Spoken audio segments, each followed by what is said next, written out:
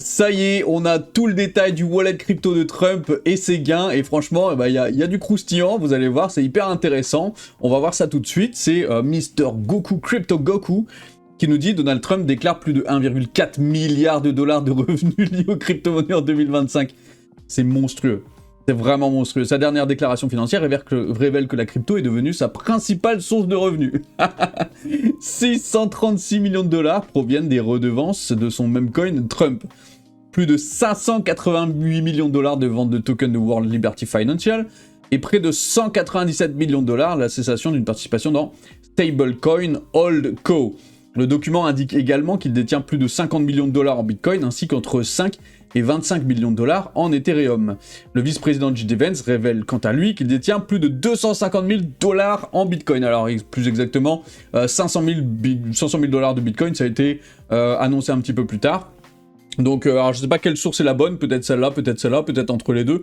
Mais en tout cas, on voit qu'il est pas au million en tout cas, mais il a mis pas mal. Il a mis pas mal. Donc, alors mon idée, quelle est-elle? Parce que j'ai une petite idée un petit peu qui m'est venue à l'esprit.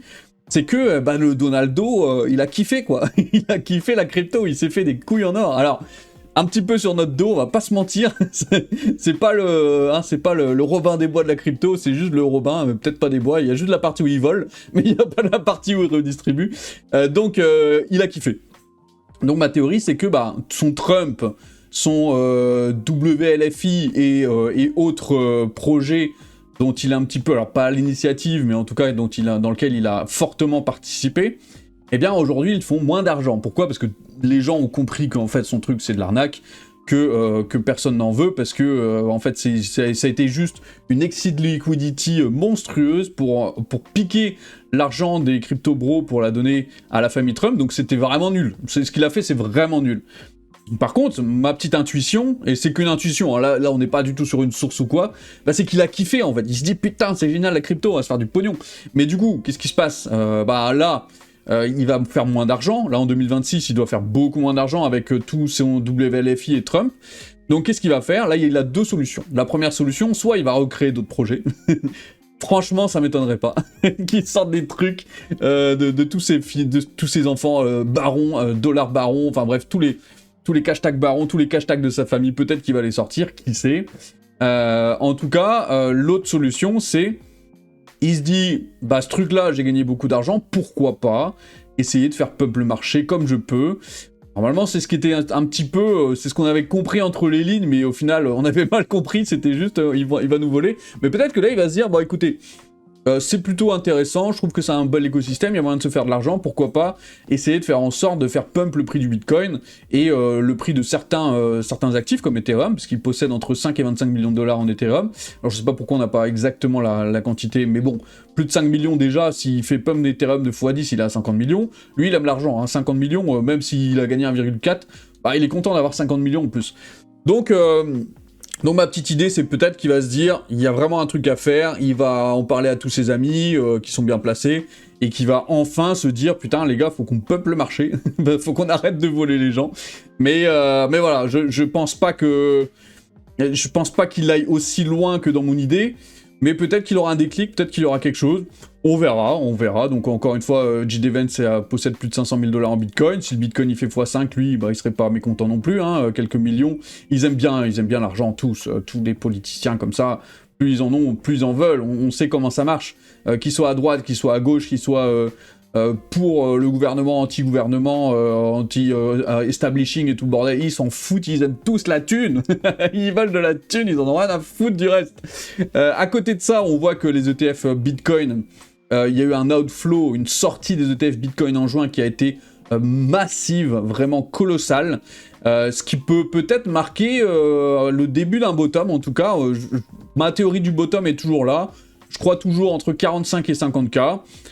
C'est une croyance, évidemment. Ma croyance, je la casse à n'importe quel moment. Si je vois qu'on est à 45 et qu'il y a des news catastrophiques, tant pis, il ira à 20. S'il va à 20, il va à 20. Et je m'en fiche, quoi. Je vais pas accrocher à mes croyances comme une patelle à son rocher. Non, pas du tout.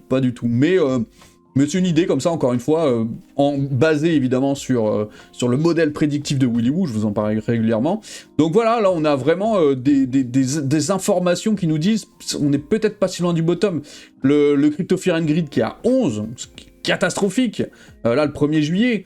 Mais à côté de ça, on a des trucs de fou. On a Circle qui a imprimé 1 milliard d'USDC sur Solana, donc ce qui pousse le nombre d'USDC sur Solana à 64 milliards. Donc, et pourtant, Solana, c'est pas... bon, ça reste la blockchain numéro 1 en termes d'activité, on est d'accord. Mais c'est pas la blockchain numéro 1 en termes de revenus, on l'a vu hier, c'est hyper liquide. Et oui, bien sûr, bien sûr.